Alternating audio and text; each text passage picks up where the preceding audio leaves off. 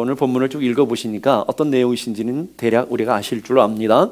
여호수아와 이스라엘 지도자들이 실수입니다. 이게 하나님의 은혜를 잃어버리는 그 실수를 통해서 기브온이라고 하는 가나안 족속과 화친을 맺게 되는, 화친 조약을 맺게 되는 것들을 기록하고 있습니다. 기브온 백성들은 가나안 족속들이기 때문에 하나님의 백성들과 화친을 맺을 수 없는, 하나님 명령하신 그런 백성들인데, 그 하나님이 하신 역사들을 기브온 백성들이 듣고 아주 친밀한 속임수를 가지고 이스라엘 백성들에게 찾아왔게 됐고요. 그리고 기브온과 언약을 맺는 것은 이제 그 놀라우신 일들을 경험하게 되는 이스라엘 백성들을 보게 됩니다. 기브온과 언약을 맺는 것들은 가나안 족속들을 다 진멸하라는 하나님의 명령, 하나님의 그 진지한 그 말씀에 전면으로 반역되어지는 말씀들이라는 것을 우리는 보게 됩니다. 그럼 왜 하나님께서 이 가나안 백성들과 언약을 맺지 말라고 그랬을까요? 가나안 땅을 정복하면서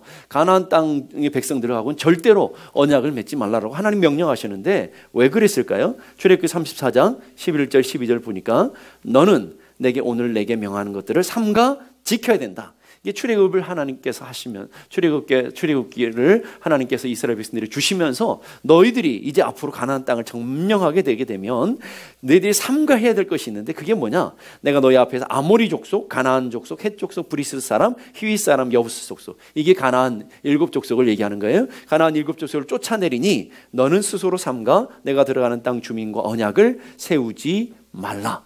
언약 맺지 말라. 그들과 화해하지 말라라고 하는 거예요.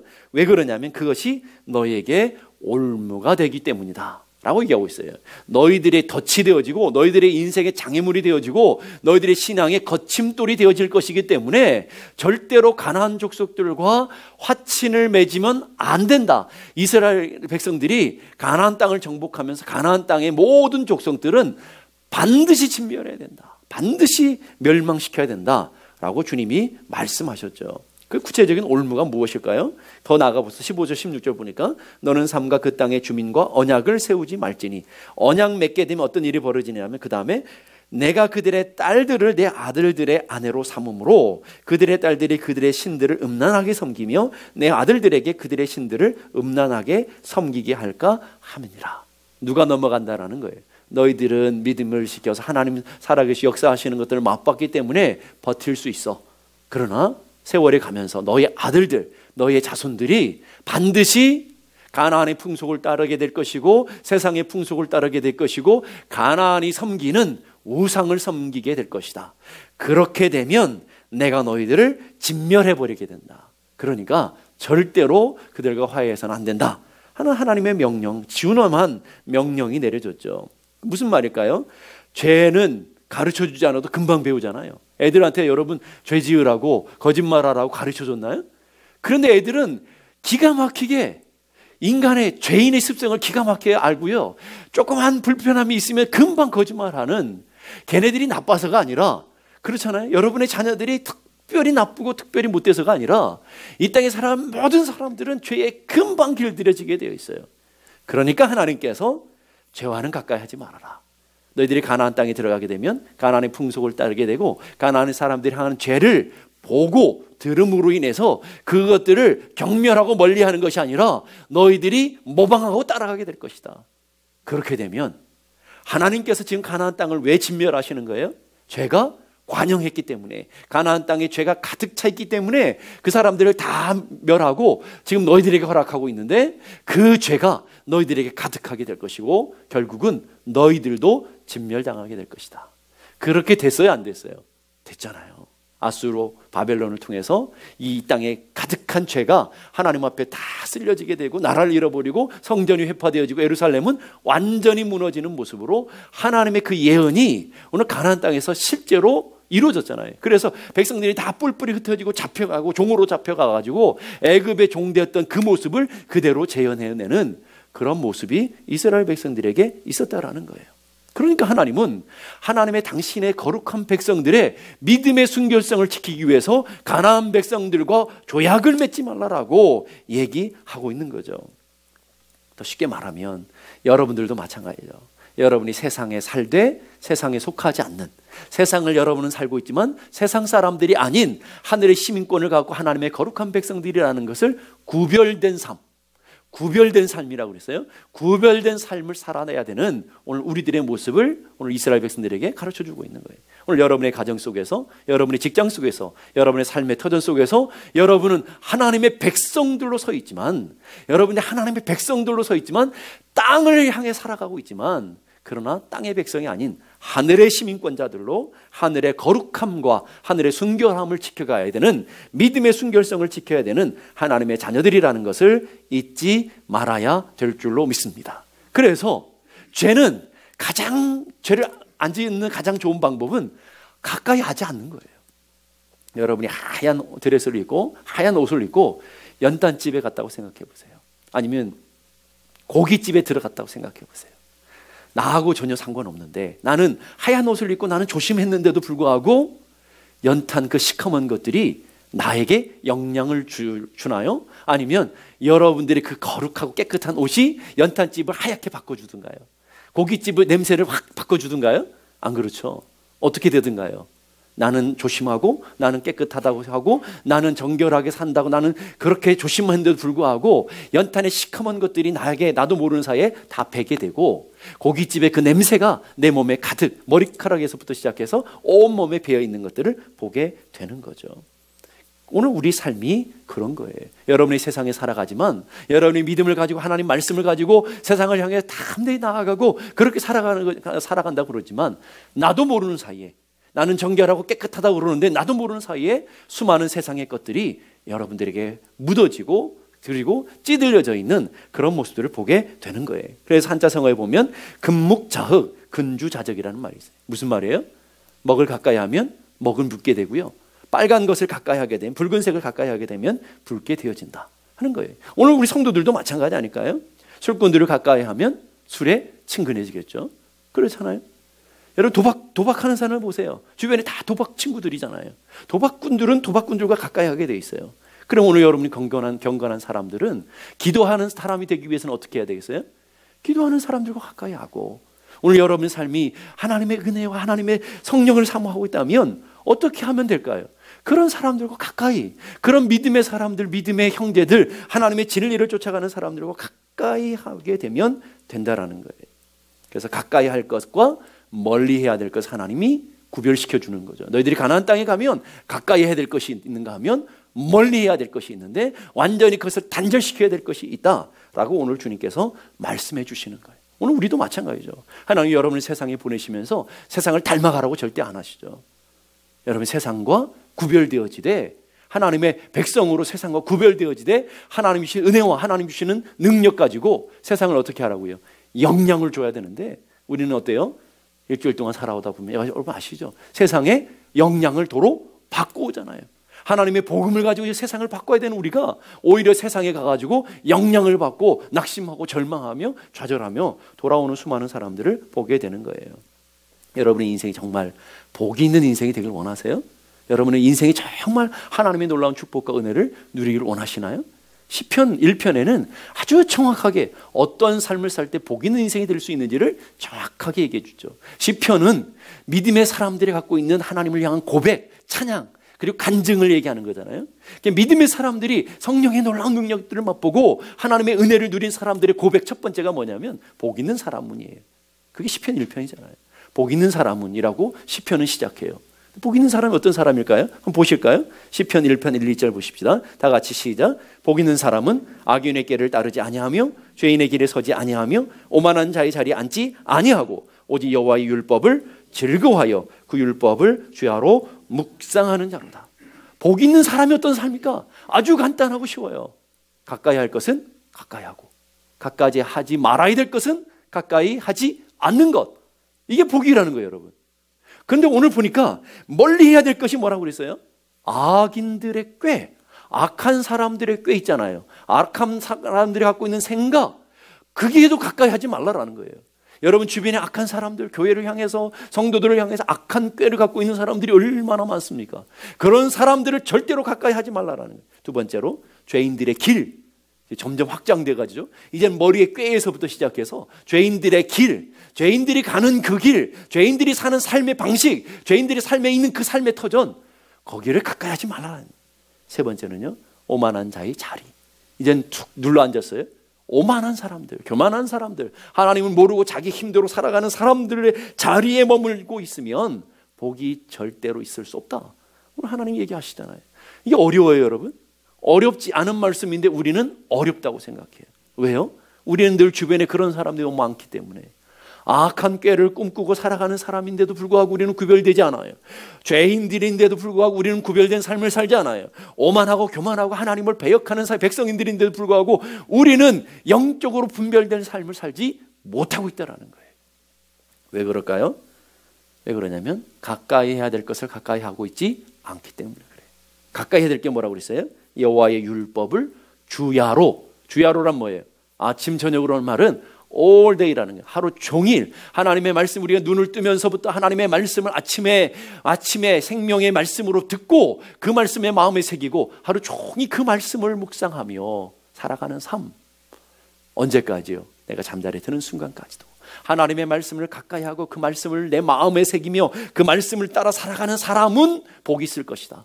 그 가까이 해야 될 것을 가까이 하지 못하니까 가까이 하지 말아야 될 것들을 가까이 하며 내 인생이 믿음 안에서 복된 삶을 살 것이라는 착각을 갖고 살아간다. 여러분 정말 복 있는 삶을 살기를 원한다면 여러분의 삶을 한번 점검해 봐야 돼요. 여러분의 주변의 사람들을 한번 점검해 보시고 여러분의 삶의 바운더리를 한번 점검해 보셔야 된다는 거예요.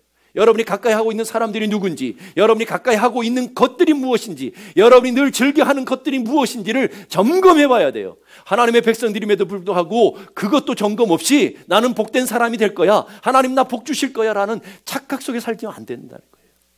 그리고 여러분이 늘 가까이 하고 늘 여러분의 삶의 울타리 안에 있는 것들이 무엇인지를 정확하게 볼 수 있어야 돼요. 여러분이 눈을 뜨고부터 가까이 하고 있는 것들이 뭐예요? 하루 종일 여러분의 마음속에 품고 살아가는 게 뭐냐라는 거예요.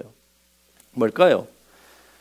오늘 여러분의 삶이 그래서 가까이 할 것은 가까이 하고 멀리 할 것은 멀리 하라는 거예요. 우리 옆에 분하고 인사하실까요? 멀리 할 것을 멀리 합시다.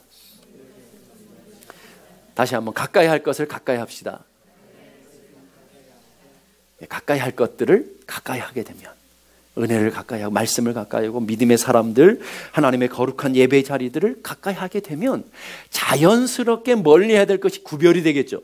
멀리 해야 될 것이 구별되어지는 것, 내가 노력하지 않아도 가까이 할 것들을 가까이 하게 되면 자연스럽게 멀리 해야 될 것은 자연스럽게 멀어지게 되는 거예요. 여러분 은혜를 가까이 해보세요. 세상의 것들과 자연스럽게 멀어지게 돼요. 믿음의 사람, 기도의 사람들과 가까이 해보세요. 여러분 그 죄인들, 악한 사람들과는 코드가 안 맞아서 결국은 멀어지게 돼 있다니까요. 멀어지게 돼 있어요. 그런데 우리가 가까이 해야 될 것을 가까이 하지 못하니까 멀리 해야 될 것들을 늘 품고 살아가는 거예요. 멀리 해야 될 것을 품고 살아가는 것은 여러분의 마음, 여러분의 인생에 불을 품고 살아가는 거예요. 여러분 불을 품고 살아가는 인생은 어떻게 될까요? 그건 다 홀라당 타버리겠죠. 뭐 어떻게 돼요? 홀라당 타버리는 인생, 나도 모르는 사이에 홀라당 타버리는 그런 인생이 될 수 있다라는 거예요. 지금은 좀 괜찮다고요? 아니, 여러분이 몰라서 그렇지 타오고 있는지도 모르잖아요. 타오고 있는지도 몰라요. 그래서 오늘 여러분의 인생에 가까이 할 것들은 가까이 하고 멀리 할 것들은 멀리 하라고 그랬는데 이상하게 꼭 청개구리 같아서 멀리 해야 될 것만은 가까이 하고 가까이 해야 될 것들은 잘 애써서 멀리 하더라는 거예요. 참 이상하지 않아요? 이게 인간 죄인의 본성이라서 그래요. 왜? 인간은요 하나님께서 가까이 해야 될 것하고는 친밀하지가 않거든요.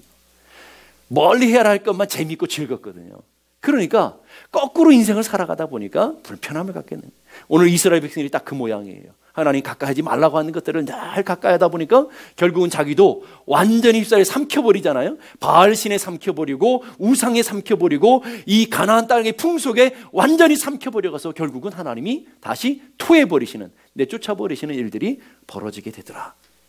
그럼 왜 이스라엘 백성이 이런 엄청난 실수를 범하게 될까요? 하나님 말씀 모르는 백성들도 아니고 하나님의 은혜를 모르는 백성들이 아닌데 여호수아가 얼마나 믿음의 사람입니까? 그런데 왜 이스라엘 백성들이 이런 엄청난 실수를 범하게 되느냐라는 거예요. 첫 번째는요, 겉모양으로 판단하고 있기 때문에 겉모양 보면서 판단하는, 4절 5절 보십시다. 꾀를 내어 사신의 모양을 꾸미되 헤어진 전대와 헤어지고 찢어진 기운 가죽 포도 부대를 나귀에 싣고 그 밭에는 낡아서 기운 신들을 신고 낡은 옷을 입고 다 마르고 곰팡이 난 떡을 준비하고. 여러분이 세상 사람들 보세요. 얼마나 영악한 거예요, 여러분. 여러분이 세상 사람들을 당할 수 있다고요? 절대 못 당해요. 오늘 세상 사람들은 사기 하나 치는 데서 사기 하나잖아요. 사기잖아요. 사기 하나 치는데 이렇게 치밀하고요, 이렇게 정교하고요, 처음부터 끝까지 다 스토리가 있다고요. 근데 여러분들이 그 겉모양을 보고 어떻게 판단해요? 사기꾼들이 나 사기꾼이요 하고 나타나던가요? 아니잖아요. 아주 친절하고 여러분을 정말 위하는 사람인 것처럼 완벽한 스토리를 가지고 여러분에게 나타나요. 그러니까 눈 뜨고 코베임 당하는 일들이 오늘 성도들 가운데 얼마나 많은 거예요. 교회는 없는 줄 아세요? 교회 안에도 사기꾼들이 들어와가지고 여러분의 삶을 노리고 있는, 사자같이 딱 입을 벌리고 여러분의 턱 앞에서 여러분들 노리고 있는 것을 모르는 사람들이 얼마나 많은지 몰라요. 교회는 안전할까요? 아니요. 정신을 차려야 돼요. 정신을 차리고 하나님의 거룩한 뜻 앞에 서야 되는 거예요. 그래서 보니까 꾀를 내요 그랬어요. 이 세상 사람들이 꾀는요 얼마나 대단한 거예요. 얼마나 철저하게 연구하시는지를 보세요. 얼마나 치밀합니까? 헤어진 전대를, 헤어지고 찢어진 기운, 바로 옆 동네에서 왔는데 불구하고 먼 나라에서 온 것처럼, 그렇잖아요. 완벽한 위장술. 위장은 누가 잘해요? 마귀가 잘하는 거잖아요. 이 세상의 사람들은요 마귀의 자녀들이기 때문에 얼마나 위장술에 능한 줄 모르고요, 이 위장술의 또 하나가 뭐예요? 거짓말 아니에요. 거짓말. 오늘 이 사람들이 하는 거짓말 보세요. 완벽한 거짓말 아닙니까? 철저한 거짓말 아닙니까? 그 거짓말 위장술에 홀가닥 넘어가는데, 오늘 거짓말하는 사람은 증거물을 준비해요. 이래서 내가 멀리서 왔어, 이래서 너희들과 화친 맺었으면 좋겠어, 증거물을 딱딱 내밀잖아요. 그러니까 겉모양만 보고 있던 이스라엘 백성들은 그 증거물에 속게 되는 거죠. 마귀는 위장술에 굉장히 능해요. 그러나 인간은 그 위장술 앞에 너무나 약하죠. 왜 그럴까요? 인간 중심 자체가, 인간 마음 자체가 겉을 보면서 판단하기 때문에, 외모를 보고 사람들을 판단하기 때문에, 외모, 사건의 현상들을 보면서 사람들은 그거에 요동하기 때문에 마귀는 껍데기를 속이는 거예요. 그래서 그 중심이 어떤지 전혀 상관없어요. 껍데기만 살짝 위장해버리고 우리를 넘어뜨리게 하는 그런 모습들을 보게 되는 거예요. 기본 백성들은 인간의 안목의 정욕, 눈에 보이는 것에 약한 것이라는 것을 기가 막히게 알고 있죠. 기가 막히게 알고 있어요. 증거물을 착착 내미니까 이스라엘 백성들이 그냥 속잖아요. 오늘 우리가 세상 가운데, 여러분들이 세상 가운데 속을 수밖에 없는 이유가 바로 그런 거라는 거예요. 목적은 눈속임이라는 거예요. 어떻게 위장을 잘하는지 거짓말로 위장하는 거 보세요. 로마서 16장 18절 보니까 교활한 말과 아첨하는 말로 순진한 자들의 마음을 미혹하느니라. 여러분이 얼마나 순진해요. 제가 봐도 여러분들이 얼마나 순진한지 몰라요. 예? 거짓말을 구별을 못할 만큼 너무너무 순진해요. 그런데 마귀는 그 순진한 사람들을 어떻게 한다고요? 미혹하는데 어떤 걸로 미혹한다고요? 교활한 말과 아첨하는 말로 순진한 영혼들을 속이고 미혹해서 사망으로 이끌고 가더라. 이게 마귀의 전략이라는 거예요. 마귀는 하나님 앞에 범죄해서 마귀가 된 이후부터 그 전략을 계속 역사 속에 써왔어요. 한 번도 어김없이 계속 똑같은 방법으로. 마귀의 수법은 굉장히 간단한데요, 그 간단한 방법인데 우리 인간의 가장 심연에 있는 그 욕망과 욕심들을 자극하기 때문에 그것에 다 넘어가는 거예요. 마귀의 전략은 별로 바뀌지가 않아요. 언제나 보세요. 성경 보면 아담과 하와에서부터 시작해서, 아담과 하와의 전략이 똑같잖아요. 지금도 그럴듯하게 보암직하고 먹음직하게 달콤한 것으로, 속임수로 그대로 나타나잖아요. 그 전략으로부터 시작해서 요한계시록 갈 때까지 계속 그 사람들이 이 마귀 갖고 있는 전략, 마귀에 속한 사람들의 전략은 거의 비슷하다고요. 위장술과 거짓말. 그런데 성경을 읽고 하나님의 은혜를 아는 사람들이 넘어간다는 게 문제죠. 왜 그럴까요? 우리들은 겉을 보면서 잘 속기 때문에 그렇더라는 거예요. 저희 남동생이 서울에 처음 올라왔을 때 길거리에서 노트북 하나를 사왔어요. 노트북 너무너무 신나가지고 노트북을 샀다는데 30만 원을 샀대요. 하도 이상했어요. 아니 노트북 하나를 30만 원, 아무리 중고라 그래도 30만 원에 살 수 없는, 뭐 요즘이 아니고 옛날이었으니까, 아니 그때의 가격으로 절대 중고를 사도 30만 원에 살 수 없는데 노트북 하나를 사와가지고 너무너무 신나하는 거예요. 저희들은 너무 의심스러운, 아니 30만 원에 노트북을 샀다고? 근데 열어보니까 노트북이 가짜였죠. 진짜가 아니에요. 겉은 진짜 번들어하는데 작동이 되지 않는 거 있잖아요. 그게 노트북이었어요. 근데 더 놀라운 거 있어요. 저희 남동생이 전자공학 컴퓨터 전공자거든요. 그 더 놀라운 게 있어요. 대학원까지 컴퓨터를 전공하네요. 그런데 속고 컴퓨터를 사왔다니까요. 그냥 얼마나 기가 막히겠어요. 저처럼 컴퓨터하고 거리가 먼 사람이면 속을 수 있어요. 아, 대학교를 컴퓨터 전공하고 대학원까지 컴퓨터를 전공해가지고 서울에 올라왔는데, 아니 길바닥에서 파는 컴퓨터 하나 싸다는 것에 눈이 멀어가지고 30만 원에 그 노트북 하나를 사왔는데 눌러보니까 되나요? 안 되죠. 아주 간단해요. 겉모형으로 판단하는 게 아니고 한번 파워를 눌러봤으면 이게 가짜인지 진짜인지 금방 분별이 되지 않았겠어요? 금방 분별이 됐을 거예요. 그런데 30만 원이라는 단어, 그리고 노트북이라는 그 모양, 그거 하나 보고 결국은 속게 되었다라는 거죠. 아무리 탁월한 지혜를 갖고 있고 아무리 탁월한 전공 분야라 할지라도요, 여러분이 눈멀 수 있다라는 거예요. 그래서 오죽하면 원숭이도 나무에 떨어진다고 그러고 있어요. 다람쥐도 나무에 떨어지는 거 보셨어요? 저희들이 산책을 하는데요, 다람쥐가 앞에서 푹 떨어지는 거예요, 나무 위에서. 그래서 정신을 잃고는 애가 해롱해롱 하더라고요. 그러다가 갑자기 정신을 차리고 도망가는데, 우리 그때 알았어요. 아, 다람쥐도 나무에서 떨어지는 게 맞구나. 여러분, 여러분의 인생의 전공 분야, 여러분이 탁월한 경험과 노하우를 갖고 있다고 속지 않는 게 아니라는 거예요. 왜 그럴까요? 우리는 욕망에 이끌려가고요, 겉모양, 외모에 너무너무 약하기 때문에, 우리는 겉사람에게 너무 약하기 때문에 겉에 번드르르하고 겉으로 모양 좋으면 그냥 넘어가는 거죠. 여러분, 배우자 구할 때에 뭘 보셨어요? 속사람 중심을 보신 분들은 후회함이 없을 거예요. 근육이 좋다고, 얼굴이 예쁘다고, 그리고 직장이 좋다고, 이 겉모양을 보고 결혼하신 분은 어때요? 금방 탄로가 나잖아요. 내가 저런 인간을, 이렇게 되는 건 아니겠어요? 여러분, 사업을 시작할 때, 직장을 구할 때 뭘 구하시나요? 정말 그것에 있는 여러분의 삶의 소명과 사명을 따라가나요? 하나님의 뜻을 묻으며 그것을 구하고 있지 않잖아요.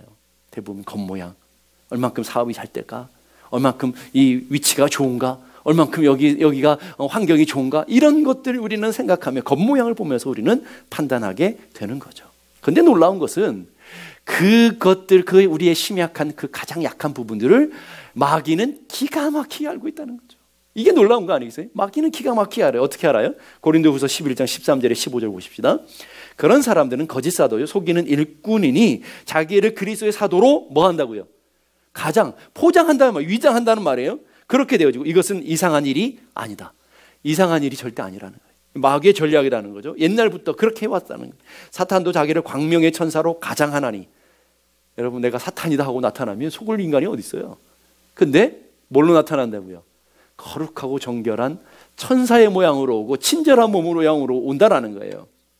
거기에다 보십시다. 그러면 사탄의 일꾼들도 자기를 의의 일꾼으로 가장하는 것 같이 또한 대단한 일이 아니니라. 그들의 마지막은 그 행위대로 되리라.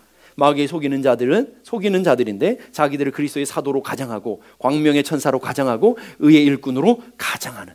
그러니까 보세요. 마귀의 전문이 뭐예요? 속이는 거라니까요. 위장술이라니까요. 거짓말이라니까요. 그런데 기가 막히게 우리가 그것에 넘어가고 있더라는 거예요. 마태복음 7장 15절에 똑같은 얘기를 해요. 거짓 선자들을 삼가라. 양의 옷을 입고 너에게 나오나 속에는 노략질하는 일이라. 양의 이리를, 양의 털을 뒤집어 쓰고 나타난다는 거예요. 그 속에는 뭐가 있다는 거예요? 이리가 있어요. 나 사기꾼이요 하고 나타나지 않는다라는 거예요. 난 너를 사랑하는데, 내가 너를 얼마나 소중하게 여기는데, 내가 너를 위해서 얼마나 희생할 수 있는데, 이런 모양으로 탁 탈을 쓰고 나타나는 거예요. 근데 그 탈을 쓰고 나타나는 거짓 선자들이 어때요? 표적과 기사와 표적과 이적까지 베풀면서 하나님의 능력, 하나님의 권능을 흉내내면서 그래서 마귀는요, 요한계시록 가서 보세요. 다 마귀는 하나님을 흉내내는 거예요. 하나님을 흉내내는 모양으로 다 나타난다고요. 그런데 우리는 그거에 속게 되고 있다는 거죠. 눈에 보이는 것이 그러기 때문에 다가 아니라는 거예요. 여러분, 눈에 보이는 것으로 판단하는데 눈에 보이는 것이 다가 아니에요. 명품처럼 보이지만 명품이 아닌 것들이 얼마나 많아요. 요즘은 진품보다 짝퉁이 더 진품 같대잖아요. 여러분, 그 얘기 들어보셨어요? 못 들어보셨어요? 짝퉁이 진품보다 더 진품 같대. 이런 얘기잖아요. 얼마나 잘 만드는지요. 그러니까 겉으로 보이는 게 진짜가 아니더라는 거죠. 감별사들도 진품을 명품을 구별하는 감별사들도 속는다잖아요. 너무 정교하고 너무 탁월하게 만들어서. 여러분, 그러니까 보이는 것이 다가 아니라는 거예요. 여러분, 기본 백성들 꽤 왜 넘어갔나요? 눈에 보이는 것에 속았기 때문에 그렇죠 거죠. 며칠 전 신문을 보니까 신천지 이단들이 교회뿐만 아니라 이제는 캐톨릭까지 들어가가지고 캐톨릭 이 성도들까지도 미혹해 가나 봐요. 요즘은. 그래가지고 신문에 나왔는데 신천지 대책위원회를 만들어서 이제 캐톨릭도 준비해가지고 이제 방어해야 된다 하는 식으로 신문에 나왔더라고요. 대단한 인간들 아니에요? 신천지라는 인간들이. 왜 신천지가 그렇게 무서우리만큼 집요할까요? 왜 그럴까요? 가장 마귀의 속성을 닮았기 때문에. 얼마나 거짓말들을 잘하고 얼마나 위장술이 좋은지 아세요? 그냥 나 신천지에 들어오지 않나? 절대 들어오지 않아요. 새신자의 모양으로 들어와요. 그래서 믿음 좋은 것처럼 그게 3년이 되든 10년 돼도 그게 숨어가지고 그냥 봉사하고 친절을 베풀고 가난하고 약한 사람 돌보고 온갖 물량공세를 다 해요. 그리고 결정적인 순간에 딱 발을 내밀어요. 내가 신천지라는 것을 딱 드러내죠. 그때 이미 늦어버리는 거잖아요. 이게 마귀의 속성이라니까요. 그러니까 어떻게 당하겠냐고요. 교회가 척척 넘어가는 거예요. 교회 전체가 넘어가는 일들이 벌어지게 되는 거예요. 그래서 우리에게 필요한 것은 영적인 분별력이에요. 여러분, 이 땅을 살아가면서 여러분 영적인 분별을 가지고 살아가지 않으면 여러분들도 넘어갈 수 있다는 것들을 알고 계셔야 돼요. 마태복음 10장 16절에 보니까 예수님이 제자들을 파송하시며 하신 말씀이죠. 보라, 내가 너희를 보냄이. 양, 여러분들이 양이잖아요. 양들을 어디로 보낸다고요? 이리 가운데 보내는데, 그러면서 예수님이 당부하시는 말씀이 있어요. 너희들이 양들인데 이리 가운데로 내가 보낸다. 이리 가운데 보내는 건 잡혀 먹을 수 있다는 말이잖아요. 그런데 중요한 걸 얘기하죠. 너희는 뱀처럼 지혜롭고 비둘기처럼 순결해야 된다. 비둘기 같은 우리가 순결한 믿음을 가져야 된다. 깨끗하고 정결한 믿음을 가져야 된다. 거기로 그것만 끝나면 안 된다는 거죠. 그 순결한 믿음 위에 뭘 더해줘야 돼요? 지혜를 가져야 된다. 하나님 주시는 지혜, 하나님 주시는 은혜의 지혜, 영적인 분별력, 영적인 하나님의 해안들을 가지고 나가지 않으면 일인지 양인지 구별하지 못하면 잡혀먹는다라는 거죠. 근데 그 지혜가 어떻게 오나요? 그 지혜가 어떻게 생기나요? 성경은 우리가 지혜를 어떻게 얻는다고 하나요? 시편 19편 7절 다 같이 읽어보십시다. 시작. 여호와의 율법은 완전하여 영혼을 소생시키며 여호와의 증거는 확실하여 우둔한 자를 지혜롭게 하며. 그래서 여러분, 예수 믿으면 지혜가 생겨야 되죠. 지혜는 지식과는 다르죠. 세상에 배우는 지식하고 다르다고요. 지혜는 세상을 살아갈 수 있는 하나님이 주시는 전략, 하나님이 주시는 기가 막힌 은혜잖아요. 세상을 살 수 있는, 세상을 분별해 갈 수 있는 하나님의 은혜라는 거예요. 지혜라는 게. 그런데 그 지혜가 어디로부터 와요? 하나님의 말씀에서부터. 하나님의 말씀을 듣고 하나님의 말씀을 마음에 새기고 하나님의 말씀을 따라가면 지혜가 생긴다라는 거예요. 지혜가 생겨요.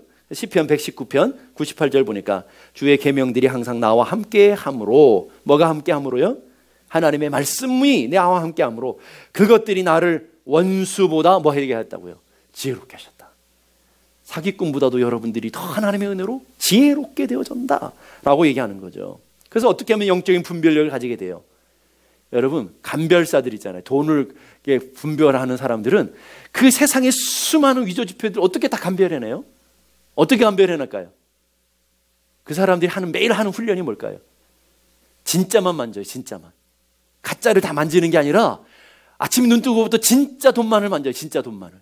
그래서 진짜 돈만을 만들어져 있는 그 기준을 갖고 있으면 어떠한 위조지표든지 그 진짜와 딱 비교해보면 딱 찾아내는 거죠. 이번 한국에 외환은행의 그 감별사 여러분 보셨어요? 세계에 있는 모든 가짜 돈들을 다 갖다 놨는데도 정확하게 다 찾아내잖아요. 그분들이 하시는 말씀이 뭐예요? 진짜 돈만 만져요. 진짜 돈의 냄새, 진짜 돈에 갖고 있는 진짜 돈의 촉각, 그런 것만 하는 거예요. 그래서 딱 만지면 딱 알아내는 거죠. 오늘 여러분 삶에도 마찬가지예요. 여러분 삶에 분명한 기준을 갖고 있어야 돼요. 그 기준이 뭐여야 돼요? 하나님의 말씀이어야 된다.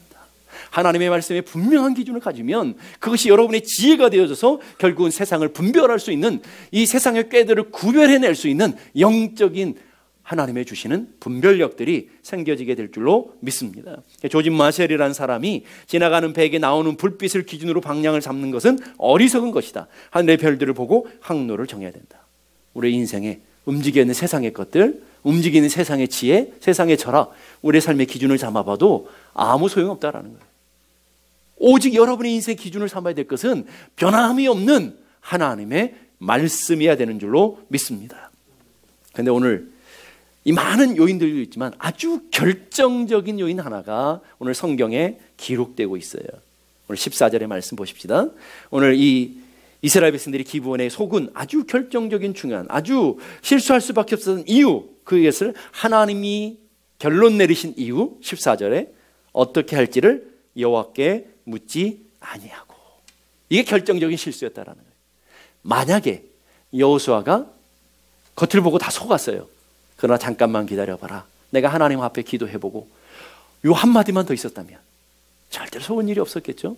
만약에 여호수아가 그것을 놓쳤다고 그래도 이 이스라엘의 장로들 중에 하나, 지도자들 중에 단 한 사람만이라도 하나님 앞에 귀를 기울이고 기도했다면 어떻게 됐을까요?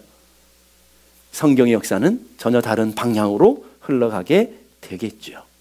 여호수아에서 보게 되면 여호수아가 두 번 결정적인 실수하는 두 번의 장면이 나오죠.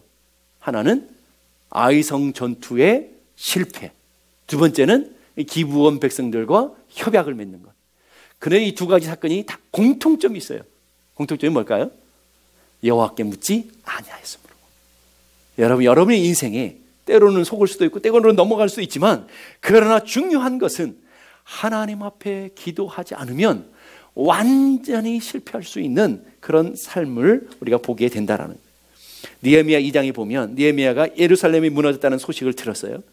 소식을 듣자마자 느헤미야가 한 일이 뭔지 아세요? 왕을 찾아갔을까요? 어떤 꾀를 냈을까요? 아니요. 하나님 앞에 울면서 그 예루살렘이 회파되어지고 예루살렘 성벽이 다 무너져서 황폐됐다 하는 소식을 들었어요. 멀리서 바벨론에서 들었어요. 그랬더니 느헤미야가 그것을 듣고는 하나님 앞에 무릎 꿇고 눈물로 기도하며 금식했다 그랬어요. 눈물로 금식하며 기도한 후에 그 다음에 누굴 찾아갔어요? 아닥사스다 왕 앞에 서게 되는 거죠. 왕 앞에 섰는데 그분은 이제 술 맡은 관원장들이잖아요. 그러니까 뭐냐면 옆에 가게 되면 비서실장 같은, 요즘 말하면 대통령 비서실장 같은 그런 높은 관직에 있었단 말이에요. 그러니까 왕 앞에 서 있는데 평상시에 다른 느헤미야의 모습을 왕이 딱 파악해냈죠. 그게 뭘까요? 얼굴에 수심이 가득한 것. 그런데 당시에 뒤에 왕 옆에 있는 참모들이 얼굴에 수심이 가득하면 안 돼요. 가득하면 왕의 마음을 불편하게 했기 때문에 차명에 처할 수도 있어요. 굉장히 무서운 벌이 될 수 있어 보여요. 그런데도 불구하고 느헤미야의 얼굴에 수심이 가득한 모습을 보고 왕이 이렇게 말하는 거죠. 내가 병이 없거늘 어찌하여 얼굴에 수심이 있느냐? 이는 필연 내 마음에 근심이 있는 것이로다. 이게 누가 주신 마음이에요? 하나님 주신 마음이잖아요. 왜요? 그 앞에 금식하고 기도하고 모든 걸 하나님을 의지하면서 담대하게 나가는 거잖아요. 내가 크게 두려워하여. 그럼에도 불구하고 느헤미야에게 두려움이 찾아오는 거죠. 왜? 차명에 처할 수도 있는, 이거는 왕의 마음을 불편하게 하는 아주 무서운 죄가 되기 때문에 두려움이 당연히 올 수 있죠. 그런데 하나님께서 왕의 마음을 평안케 하셔서 이게 이렇게 말하죠. 왕이 내게 이르시되 그러면 내가 무엇을 원하느냐 하시기로, 그 다음에 내가 뭘 원하느냐, 그러면 여러분 같으면 어떻겠어요? 빨리 성전 가서 이게 회복하는 게 원합니다. 성벽을 좀 빨리 회복하는, 이렇게 당장 나와야 되잖아요. 이 느헤미야의 지혜, 느헤미야의 하나님의 그 주시는 영성을 보게 되는데, 그 다음에 표현한 말이 뭐냐면 내가 곧 말하는 게 아니라 내가 곧 하늘의 하나님께 묵도하고. 이게 놀라워요. 뭐 했다고요? 하나님께 기도했다고요. 그 잠깐 사이에. 하나님 어떻게 할까요? 하나님 지혜 주세요. 지금 왕이 나에게 돌을 던졌는데, 지금 좋은 찬스를 줬는데 하나님 내가 어떻게 해야 됩니까? 그 잠깐 사이에, 잠깐 동안에 기도하고 있는 그런 모습을 보게 돼요. 여러분, 그래서 어떻게 됐어요? 이 왕이 느헤미야를 보내서 예루살렘 성벽을 회복하게 해주고, 또 예루살렘이 회복되어지는 놀라운 역사가 일어나게 된 줄로 믿을 수 있길 바라요. 그게 기도의 능력인 거예요. 그게 기도의 은혜인 거예요. 그래서 야고보서 1장 5절 보니까 너희 중에 누구든 지혜가 부족하거든 모든 사람에게 후히 주시고 꾸짖지 아니하시는 하나님께 뭐하라? 구하라. 여러분, 지혜가 넘쳐나십니까? 여러분, 부족함이 없습니까? 그래서 하나님 앞에 구하지 않아도 여러분 모든 걸 다 해결하십니까? 그러진 않을 거 아니에요. 오늘 여러분 지혜가 부족하고 내 삶이 답답하고 내 삶의 길들이 보이지 않고 그럴 때 어떻게 하라고요? 하나님 앞에 나아 기도하라고요. 그리하면 하나님의 약속이죠. 기도해라, 구하라. 명령이잖아요. 명령하신다 하나님의 약속이 따라오잖아요. 그 약속이 뭐예요? 주시겠다. 근데도 안 해요. 무슨 깡인지 몰라요. 예? 주시겠다는데도 안 해. 이게 오늘 우리들의 고통 아니에요? 우리들의 아픔? 주시겠다는데도 안 해요. 잠언 3장 5절 6절 보니까 너는 마음을 다하여 누구를 의뢰하고? 여호와를 신뢰하고. 너는 마음을 다하여 나를 의지하고, 너는 마음을 다해서 내 머리를 의지하고, 너는 마음을 다해서 내 경험을 의지하고, 너는 마음을 다해서 우리는 어떻게 살아요? 옆에 있는 사람을 의지하고 그렇게 살아가잖아요. 그거 말고 너는 의지해야 될 것이 있는데 여호와를 신뢰하고 내 명철을 의지하지 말라. 똑똑한 척하지 말라라. 세상에 노하우 가졌다고, 경험 가졌다고 똑똑한 척, 아는 척하지 말라라는 거예요. 좀 가졌다고 가진 척하지 말라라는 거예요. 너는 범사에 그를 인정하라. 그리하면 내 길을 지도해 주시리라. 이 말씀 한 절을 통해서도 여러분의 인생의 길을 분명하게 우리에게 가르쳐주고 있잖아요. 우리가 진짜 의지해야 될 것과 의지하지 말아야 될 것, 우리가 진짜 붙잡아야 될 것과 붙잡지 말아야 될 것을 하나님 분명하게 우리는 성경을 통해서 가르쳐주는데 이상하게도 거꾸로만 산다라는 거죠. 그래서 예수님 오늘 우리들에게 인생의 두 기둥을 얘기하시죠. 여러분, 신앙의 두 기둥이 뭐예요? 한쪽에는 말씀의 기둥, 한쪽에는 기도의 기둥. 이 말씀과 기도의 기둥이 세워져야 여러분의 믿음의 집이 온전하게 세워지는 것을 믿을 수 있기를 바랍니다. 이 기둥 중에 하나라도 무너지면 여러분의 믿음의 집이 무너지게 되는 거예요. 기도와 말씀, 우리는 붙들고 살아가는 거예요. 예수님이 저희들에게 겟세마네 동산에서 시험에 들지 않게 깨어있어 기도하라 그랬어요. 자, 시험에 들지 않게 깨어있어 기도하라. 이 말씀 여러분 잘 보세요. 기가 막힌 말씀이에요. 예수님께서 시험에 들면 깨어 기도해라. 자고 있다가 네 고난이 오면 그때 기도해라. 네 영적인 잠을 자고 있다가 네가 어려운 일 당하면 그때 와서 기도해라. 이렇게 말하시지 않고 주님 뭐라고 했어요? 시험에 들지 않도록 뭐 하라고요? 깨어 있으라. 그리고 기도해라. 오늘 얘기해. 깨어 있음과 기도를 동일하고 얘기하죠. 오늘 주님께서, 오늘 여러분의 인생에 하나님께서 말씀하시는 거죠. 너 인생 문제가 오면 그때 와라. 내 인생에 어려운 일이 오면 그때 와라. 이게 아니라 여러분의 인생이 잘 나갈 때, 여러분의 인생에 부족함이 없을 때, 여러분의 인생에 아무 걱정 없을 그때에 여러분은 기도를 뭐 해야 된다고요? 해야 된다고요. 왜? 시험과 환난을 예비하기 위해서. 이게 진짜라는 거예요. 깨어있다는 말이 잠들어 있다는 말 아니겠어요? 그러면 깨어있다는 말에 반대말이 뭘까요? 잠들어 있다는 거 아니겠어요? 그러면 시험에 드는 사람이 누구라는 거예요? 영적인 잠에 들어있는 사람이라는 거예요. 영적인 잠을 사는 사람들은 누굴까요? 기도하지 않는 사람들인 거죠. 그러면 진짜 시험에 드는 사람들은 누구라는 말이에요? 기도하지 않는 사람들이라는 거예요. 우리는 올해 이제 11월 마지막 주 지나면 마지막 12월이 다가오잖아요. 멀지 않아서 마지막 달이 다가오고 있어요. 마지막 달은 마귀의 유혹과 시험거리들이 얼마나 많은 달입니까? 세상적으로도 유혹거리들이 얼마나 많고 모임들도 얼마나 많고 교회 안에서도 이런 모임 이런 회의 하면서 얼마나 많은 시험거리들이 있는 때예요. 가장 거룩하고 주님이 오실 것을 기다리면서 가장 신실하고 보내야 될 가장 거룩한 달이 가장 타락하고 가장 유혹이 많은 달, 가장 덫이 많은 달로 우리는 12월 한 달을 남겨두고 있어요. 그럼 우리는 어떻게 해야 될까요? 앞에 그것이 폭풍처럼 우리에게 오고 있는데 우리는 어떻게 해야 될까요? 깨어서 기도해야 되지 않을까요? 사사기에 보면 삼손이라는 사사가 나오죠. 삼손은 나실이에요. 나시린이 뭐예요? 구별된 사람이에요. 하나님 앞에 구별된 거룩한 자라는 뜻이에요. 그 거룩한 자가 누구를 사랑해요? 드릴라를 사랑해요. 드릴라는 세상 여자잖아요. 이 드릴라라는 여자 이름 자체가 요염하다라는, 요염하다. 화려하고 예쁘고, 드릴라가 굉장히 예뻤나 봐요. 여러분 영화 보면 드릴라가 얼마나 예쁘고 요염하게 나와요. 그렇게 그것을 사랑하게 되는. 그래서 그 드릴라의 무릎을 베고 무릎에 기대어서 잠을 자다가 어떻게 됐죠? 눈이 뽑히고 쇠사슬에 묶여서 이방 나라로 끌려가게 되는 거예요. 여러분 그 모습이 오늘 우리들의 모습을 가르쳐 주는 거예요. 여러분은 나시릴 아니에요?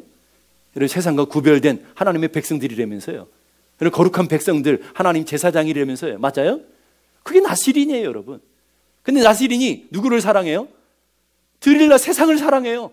세상이 화려한 걸 좋아하고요. 세상의 즐거운 쾌락들을 좋아하고요. 세상의 재미를 좋아하고요. 세상의 그 멋지고 화려한 요염한 것들을 좋아해요. 거기에 그것으로 끝나지 않고요. 나시린이 그걸 기대어 영적인 잠을 자요. 그러다가 어떻게 해요? 눈이 뽑히고 쇠사슬에 잡혀가요. 이게 오늘 현대의 성도들의 모습이라니까요. 옛날 사사기의 일이 아니라 오늘 이 땅에서 반복되는 일이라고요. 오늘 우리들의 일이라고요. 그래서 오늘 주님이 우리에게 명령하시는 거죠. 근신하라, 깨어라. 너의 대적 마귀가 우는 사자같이 두루 다니며 누굴 찾는다고요? 삼킬 자를 찾는다. 누구를 먹을까 찾고 다니다. 어떤 사람을 삼키겠어요? 자고 있는 사람을 삼키겠죠. 오늘 영격적으로 보게 되면 그렇잖아요. 자고 있는 사람을 시험에 들지 않게 깨어 기도를 하고 주님 말씀하셨는데, 마귀는 찾아다니면서 지금 누구를 찾고 다녀요? 삼킬 자를 찾아다닌다고요. 시험거리를 찾아가야 되는데 누구를 그러면 누구를 먹을까요? 깨어서 경계하는 사람을 먹을까요? 잠자고 있는 사람을 먹을까요? 그러면 여러분 어떻게 해야 되겠어요? 아주 간단한데 잘 아시는데 어떻게 해야 되겠어요? 알아서 하세요. 예? 그래서 예수님이 그렇게 하는 거예요. 예수님이 이언과 환난의 무력으로 때로는 미혹이 다가올 때에 골로새 4장 2절 보니까 기도를 계속하고 기도에 감사함으로 깨어 있으라. 뭐로 깨어 있으라고요? 기도로 깨어 있으라면. 기도가 깨어 있는 것이다. 복음성경에 보면 오늘 집을 나서기 전 기도했나요? 여러분 받을 은총이 은혜 위에 기도했나요? 기도했습니까? 2절에 보니까 많은 분노 가득할 때 기도했나요? 많은 분노는 죄가 아니죠. 분노를 통해서 터트려져서 죄를, 열매를 만들어내는 게 죄잖아요. 근데 그 분노가 있을 때 여러분 기도로 그것을 가라앉히고 죄 가운데 나가지 않도록 기도했나요? 3절에 보니까 어려운 시험 당할 때에 기도했나요? 주가 함께 당하시면 능히 이기리. 후렴이 기가 막혀요. 기도는 우리의 뭐라고요? 안식, 피난처래요. 빛으로 인도하리. 앞이 캄캄할 때 기도 잊지 마세요. 우리가 이렇게 찬양해요. 그렇죠? 그런데 안 한다는 게 문제죠. 피난처로 안 들어가고 싶어요. 막 폭풍이 불고 비바람 부는데도 그냥 그 폭풍을 그냥 맞는다는 게 문제죠. 피난처가 앞에 있는데도. 그러면 4절 가보니까 나의 일생 다하도록 기도하리라. 주께 맡긴 나의 생명 영원하리라. 나의 생명 다하도록 뭐 한다고요? 기도하겠다. 오늘 저는 여러분들에게 그 기도의 자리를 초청하는 거예요. 여러분을 살기 위해서, 속지 않기 위해서, 여러분의 믿음을 지키기 위해서, 여러분의 생명을 지키기 위해서 기도의 피난처로 들어와 하나님의 은혜와 평강을 누리는 하나님의 사람들이 다 되기를 주님의 이름으로 축복합니다. 기도하겠습니다.